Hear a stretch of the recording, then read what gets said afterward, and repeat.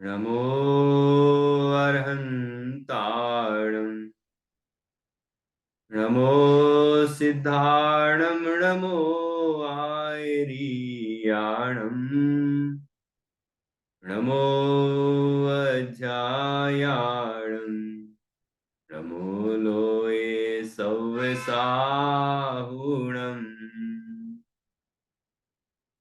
मङ्गलं भगवान् वीरो मङ्गलं गौतमो गणी मङ्गलं कुन्दकुन्दाद्यो जयस्तु मङ्गलम् सर्वमङ्गलमाङ्गल्यं सर्वकल्याणकारकम् प्रधानं सर्वधर्माणां जैनं जयतु शासनम् जैनं जयतु शासनम्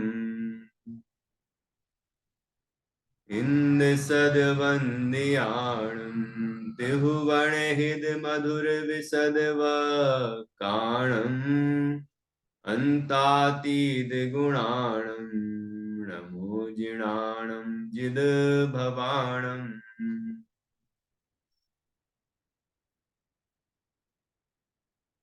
सहजानंद चैतन्य प्रकाशाय महीयसे नमो अनेकांत विश्रांत महिम्ने परमात्मने दुर्निवारणायानीक विरोध ध्वंसनौषधि यात्कार जीविता जिया जैनी सिद्धांत पद्धति स्वसंवेदन सिद्धाय जिनाय परमात्मने शुद्ध जीवास्तिकायाय नित्यानंद चिदे नमः अभिवन्द्यूण शिरसा पुनः भव कारणं महावीरम् ते सिंपयत् भंगम मग्गम मोक्षस्वोच्छामि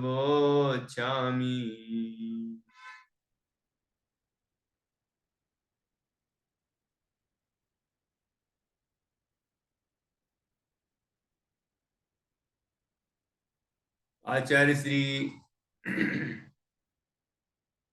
कुंद कुंद देव द्वारा रचित यह पंचास्तिकाय संग्रह है, परमागम है। इसका तीसरा अधिकार प्रारंभ हुआ है मोक्ष मार्ग प्रपंच सूचिका चूलिका, जिसमें मोक्ष मार्ग का स्वरूप बताया गया है। इसे आचार्य जयसेन स्वामी ने तीसरा महाअधिकार कहा है, तो हम भी तीसरा ही अधिकार इसको मानते हैं। और इस अधिकार में 20 गाथाएं हैं। 20 गाथाओं में मोक्ष मार्ग का स्वरूप बताया गया है।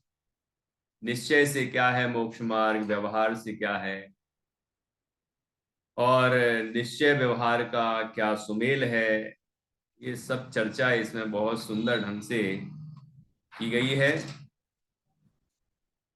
और सुमेल का क्या तात्पर्य है ये भी बताया है। और इसमें जो कोई निश्चय एकांति व्यवहार एकांति हो जाते हैं, निश्चयाभासी व्यवहाराभासी, तो इसका प्रकरण भी बहुत सुंदर यहाँ आया है। ऐसा बहुत ही सुंदर अधिकार है ये। बहुत से इसमें कुछ नए प्रमेय मिलेंगे। हमने कल 154वीं गाथा का स्वाध्याय किया था। 154वीं गाथा में मोक्ष मार्ग का स्वरूप बताया गया, जिसमें खास बात ये रही कि जीव का स्वभाव ज्ञान दर्शन है, और ज्ञान दर्शन में जो नियत है वह चारित्र है, और वह चारित्र ही मोक्ष मार्ग है। ये विशेष बात है। ज्ञान दर्शन, ज्ञान का अर्थ है विशेष चैतन्य और दर्शन का अर्थ सामान्य चैतन्य। ऐसा जो चैतन्य तत्व है, ज्ञान दर्शनमयी जीव स्वभाव है, उसमें जो नियत है, जो उसमें रत है, उसमें जो मग्न है, ऐसा जो भाव है वही चारित्र है, वह चारित्र एक तो ज्ञान दर्शन में नियत है, और दूसरा वह अनिंदित है, दूसरा वह अस्तित्व स्वरूप है, और तीसरा वह अनिंदित है। अनिंदित का अर्थ यहां किया, जो भाव निंदनीय है उनसे वह रहित हो गया है। और निंदनीय भाव कौन से हैं? किन भावों को दुनिया में बुरा माना जाता है? मोह। सारी दुनिया कहती मोह छोड़ो, सारे दर्शन कहते हैं राग द्वेष छोड़ो।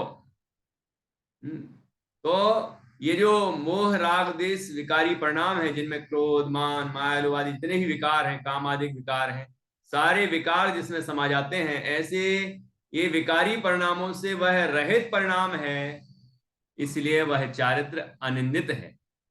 और ऐसा जो चारित्र है वही मोक्ष मार्ग है। मोक्ष और चारित्र है वही वास्तव में धर्म है। जैसे कि कहा गया है, चारित्रम खलु धम्मो, प्रसिद्ध सूक्ति है। और उस चारित्र की परिभाषा दी, स्वरूपे रमणम चारित्रम। तो वो बात यहां भी आ गई, स्वरूपे, स्वरूप में रमने वाला, रमना ही चारित्र है। तो यहां भी वही बात कही, ज्ञान दर्शन जो जीव का स्वभाव है उसमें नियत होना, उसमें उस मई अपने को अनुभव करना, है ना, और राग द्वेष से, मोह राग द्वेष से रहित परिणाम का होना, वह चारित्र है।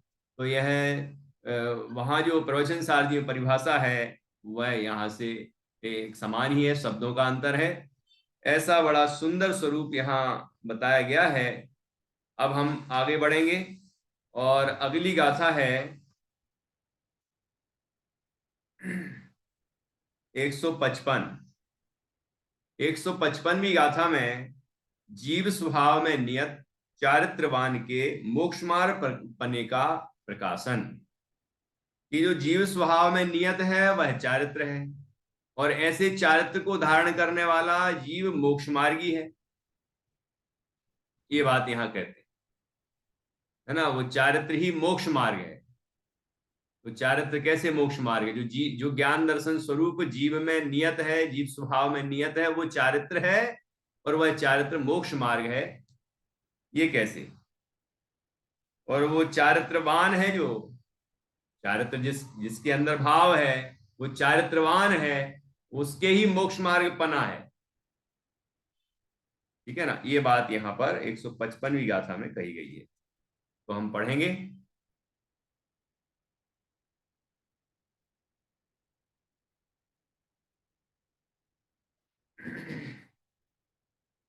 जीवो सहावणीय दो, अणियद गुण पज ओघ, ओध पर समो, अणियद गुण पज ओध पर समो, यदि कुणदि सगम समयम, यदि कुणदि सगम समयम, पभस्सदि पभस्सदि कम्म बंधादो, पभस्सदि कम्म बंधादो, जीवो स्वभा सहावरणीय दो। जीव, जो जीव स्वभावनीय दो, स्वभाव में नियत है, नियत है, अवस्थित है, स्थित है, स्थिर है, अपने स्वभाव में लीन है। ठीक है। और कैसा, और किसमें लीन नहीं है? देखो ये बात भी यहां बता दी, अणियद गुण पज्जोध पर समो, कि जो अनियत हैं ऐसे गुण और पर्याय, गुण भेद और पर्याय, ये सब पर्याय आर्थिक नय के विषय हैं, ये अनियत हैं। ठीक है। गुण है वो अनेक रूप हैं, और पर्याय हैं वो क्षण ध्वंसी हैं, अनित्य हैं। और ये दोनों ही दृष्टि के विषय नहीं है। दृष्टि का विषय जीव स्वभाव है। उस स्वभाव में भी गुण पर्याय आ जाते हैं, लेकिन उनका भेद नहीं है ना, उनका भेद नहीं है, वो दृष्टिगत नहीं होते, इसलिए कहा जाता है उनसे भिन्न। उनकी तरफ नजर नहीं है, उसकी दृष्टि नहीं है, उसमें लीन नहीं है। ठीक है, अनियत गुण पजोध, अनियत जो गुण और पर्याय हैं उन पर समो जादि जति कुणदी सगम समयम, कि पर समय कौन है? जो यदि अनियत गुण पर्याय वाला हो तो पर समय। क्या अर्थ हुआ? जीव स्वभाव, जीव जीव जो स्वभाव में नियत है वो स्व समय हुआ। यहाँ पर समय की बात कर दी तो अब जो बचा विलोम उसका, वो गर्भित है वहां पर, कि जब अनियत गुण पर्याय में जो लीन है या गुण पर्याय वाला है वह पर समय है, तो जो केवल स्वभाव में नियत है वह क्या है? वह स्व समय। तो पहले जो पहला पद है इसमें लिखा है जीवो सहाव नियतो, तो इसका तात्पर्य हुआ जो जो जीव अपने स्वभाव में नियत है वह स्व समय है। जो पिछली गाथा में कहा था है ना, वो स्व समय है, स्वचारित्र है। और जो गुण पर्याय में नियत है, मतलब गुण पर्याय जो कि अनियत है उनमें जो लीन है वह पर समय। पज्जय मूढ़ा ही पर समया, लिखा है ना प्रवचन सार जी में। तो वही बात यहाँ आ गई, जो पर्याय मूढ़ है, पर्याय में यहाँ पर गुण भेद भी आ जाते हैं। ठीक है, तो ये जो अनियत है ऐसे गुण और पर्याय वाला है, या उनमें जो नियत है या उनमें जो लीन है वह पर समय है। पर समय है या पर चारित्र है या वो मिथ्या दृष्टि है।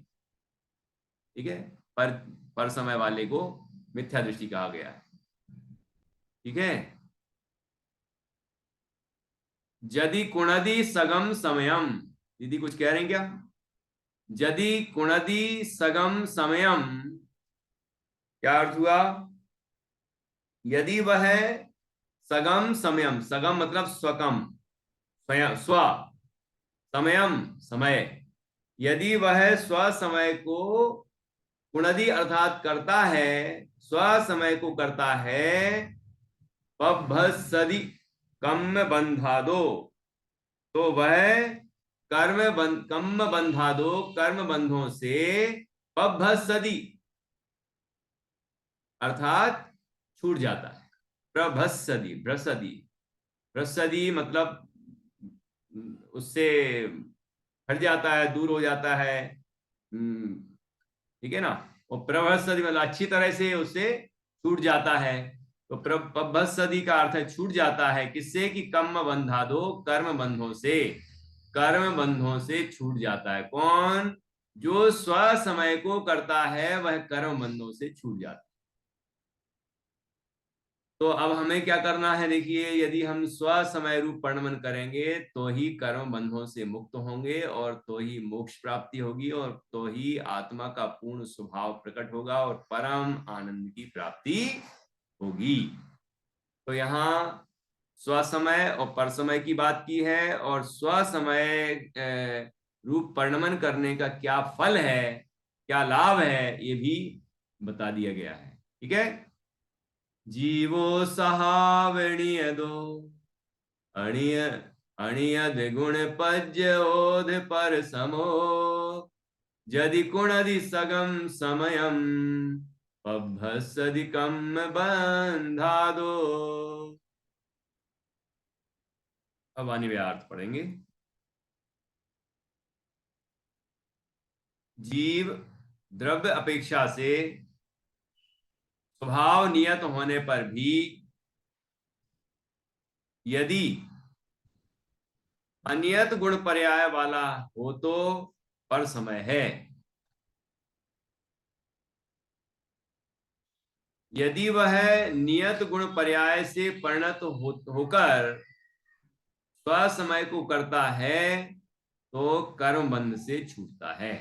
देखो यहाँ कुछ विशेष बात कही है हमने।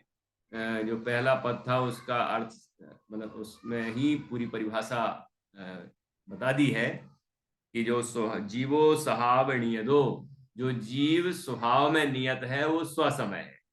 तो बात तो गलत नहीं है, लेकिन यहां पर और भी विशेष बात कहना चाह रहे हैं। कि क्या कहना चाह रहे हैं कि जीव स्वभाव नियत होने पर भी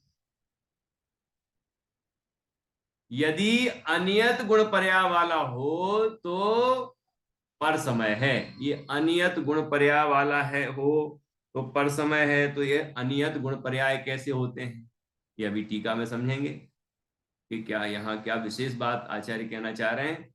यदि वह नियत गुण पर्याय से परिणत होकर स्व समय को करता है तो कर्म बंध से छूटता है। तो ये नियत गुण पर्याय से परिणमित होता है, इसका क्या तात्पर्य है, ये हम अब टीका में समझते हैं।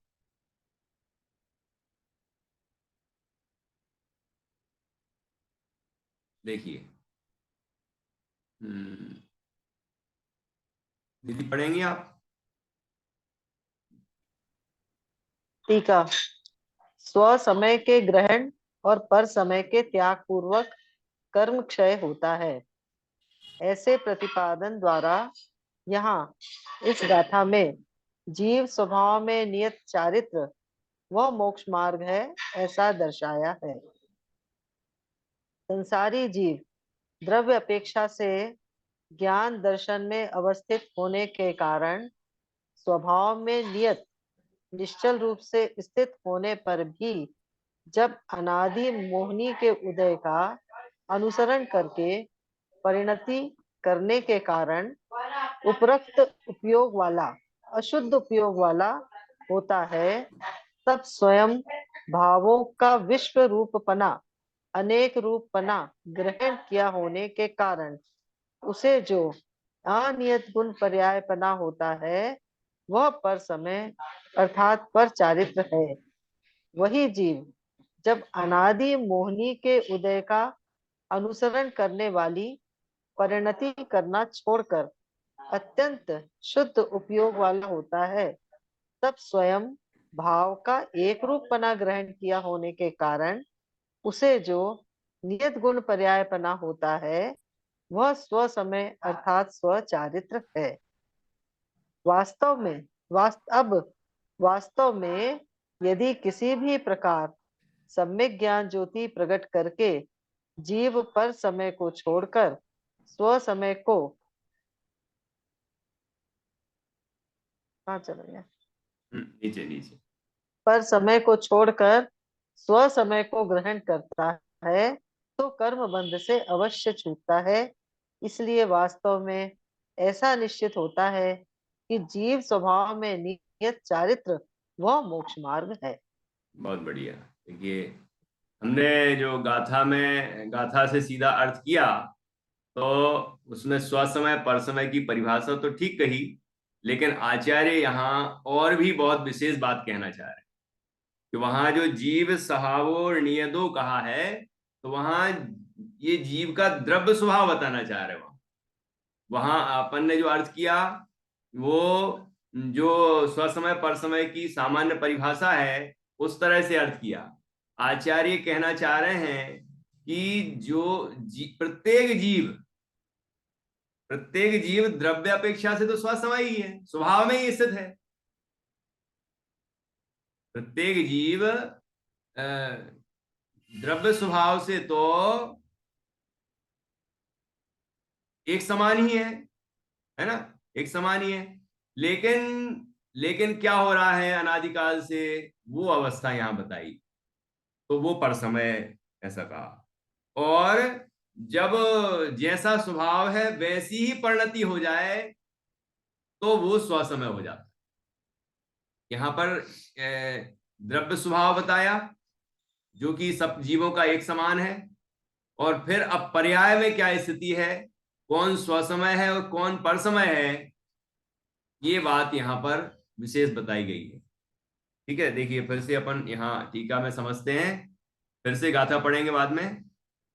स्व समय के ग्रहण और पर समय के त्याग पूर्वक कर्म क्षय होता है।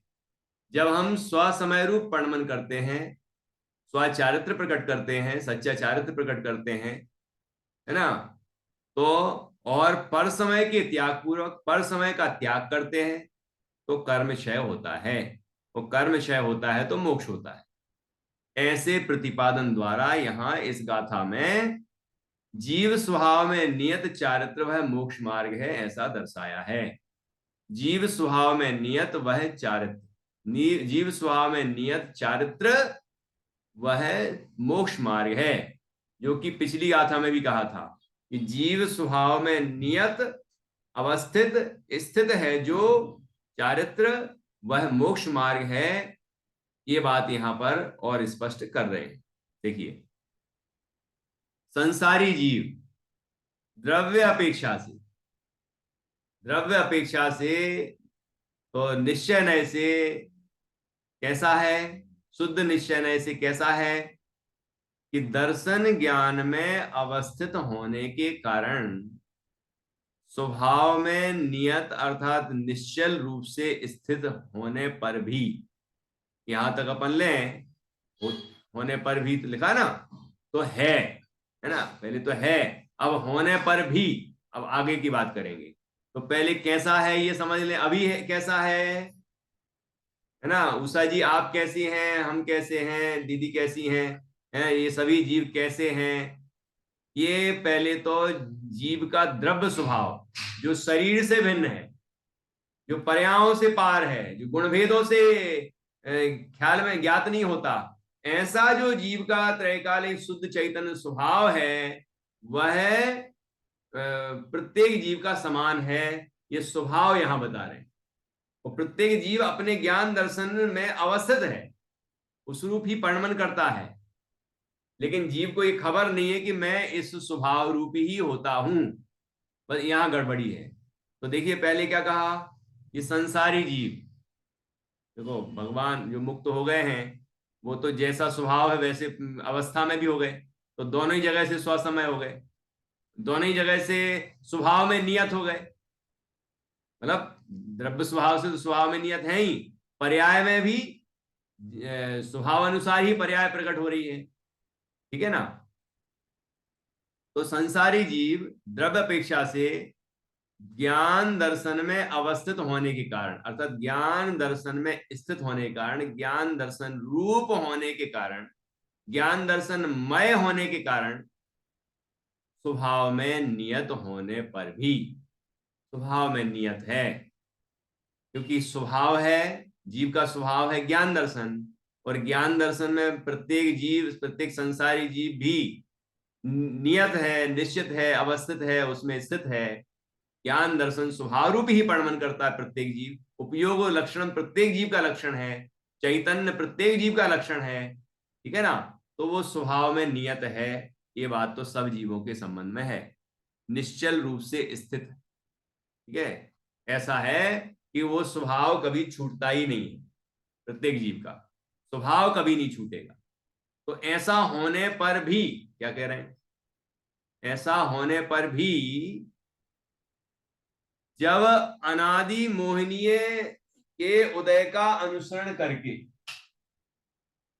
अब देखना ऐसा होने पर भी क्या हो रहा है, गड़बड़ क्या हो रही है कि जब अनादि मोहिनी, अनादि मतलब जिसका कभी प्रारंभ नहीं हुआ, ऐसा अनादिकाल से, अनादि से ही नित्य निरोध में जब थे हम, है ना, तब से ही लेके आज तक, मोह महामद पियो अनादि, भूल आपको भरमत बादी।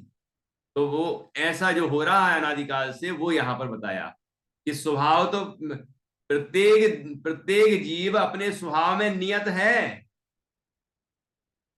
संसारी जीव भी, है ना। लेकिन क्या गड़बड़ी हो रही है संसारी जीवों के साथ कि संसारी जीव जब अनादि मोहिनी का के उदय का अनुसरण करके, अनादिकाल से मोहिनी के उदय का अनुसरण कर रहा है, मोहिनी कर्म का उदय आ रहा है, दर्शन मोहिनी है, चारित्र मोहिनी है, इन कर्मों का उदय आ रहा है। अब उदय आ रहा है ये तो ठीक, लेकिन जीव की क्या गलती है कि उसका अनुसरण कर रहा है जीव, जैसा उदय आता है वैसे ही जीव विकार करता है, ठीक है ना। जैसा वो कर्म फल देता है तो ये जीव उसमें जुड़ के और विकार रूप परिणमन करता है, वो राग द्वेष रूप परिणमन करता है। तो जब अनादि मोहिनी के उदय का अनुसरण करके परिणति करने के कारण उपरक्त उपयोग वाला, उपरक्त उपयोग, उपरक्त का अर्थ है अशुद्ध, ठीक है, जो राग से युक्त है, उपाधि से युक्त है, मतलब मोहिनी कर्म का उदय जिसमें निमित्त है, ऐसा जो विकारी परिणाम है वह उपरक्त भाव है, उपरक्त राग। तो उपरक्त, उपरक्त उपयोग वाला मतलब विकारी उपयोग वाला, अशुद्ध उपयोग वाला, मोह राग द्वेष रूप अशुद्धि से सहित उपयोग वाला। देखो उपयोग वाले तो हम भी सभी हैं, लेकिन वो उपयोग किस किससे सहित है? उपयोग तो ज्ञान दर्शन का व्यापार है, लेकिन चारित्र में क्या चल रहा है, श्रद्धा में क्या चल रहा है, उससे वह उपरक्त है कि उपरक्त नहीं है ये पता चलेगा। तो मोहिनी कर्म का उदय आता है और जीव मोह राग द्वेष रूप प्रणवन करता है, तो ऐसा विकारी परिणाम रूप जो उपयोग है वह उपयोग कहलाएगा उपरक्त उपयोग। उसको दूसरे शब्दों में कहा अशुद्ध उपयोग। तो उपरक्त उपयोग वाला या अशुद्ध उपयोग वाला होता है तब, अर्थात जब जीव के मोहिनी कर्म का उदय आता है, ऐसा अनादि से ही आ रहा है, और जीव मोह राग द्वेष रूप प्रणवन करता है, तो इस तरह अशुद्ध उपयोग रूप प्रणवन करता है, ठीक है। तब क्या होता है कि स्वयं जीवों, स्वयं भावों का विश्वरूप पना अर्थात अनेक रूप पना ग्रहण किया होने के कारण उसे जो अनियत गुण पर्यायपना होता है वह पर समय अर्थात पर चारित्र है।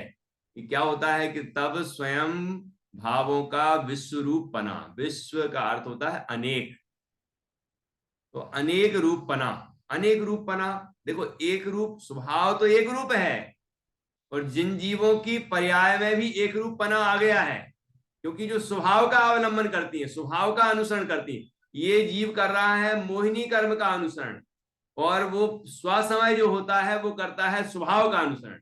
जब स्वभाव का अनुसरण करता है तो स्वभाव तो एक रूप है, तो पर्याय भी एक रूप हो जाती है, शुद्ध शुद्ध शुद्ध वीतराग, आनंदमय आनंदमय आनंदमय, एक रूप हो जाती है ना। लेकिन यहां पर क्या हो रहा है कि मोहिनी कर्म का अनुसरण कर रहा है जीव, और मोह राग द्वेष रूप प्रणमन कर रहा है, अनेक विकारी परिणाम रूप प्रणमन कर रहा है।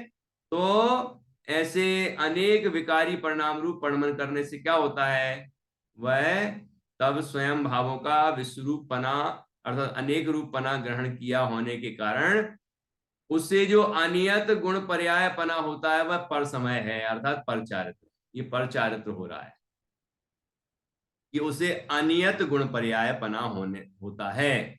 अनियत अर्थात जो अनिश्चित है, अनेक रूप है, अनेक प्रकार का है, ठीक है, अनेक प्रकार का गुण पर्यायपना होता है। गुण तो जैसे हैं वैसे ही रहते हैं, लेकिन लेकिन पर्यायों में विकार होने से वो गुण भी वैसे ही कहा जाता है। अज्ञान रूप परिणमन कर रहा है, ज्ञान तो ज्ञान है, लेकिन ज्ञान की पर्याय अज्ञान रूप हो रही है, तो ऐसे ही कह देते हैं अज्ञानी है ये नहीं कहते कि ज्ञान गुण तो शुद्ध है लेकिन वो पर्याय में विकार है।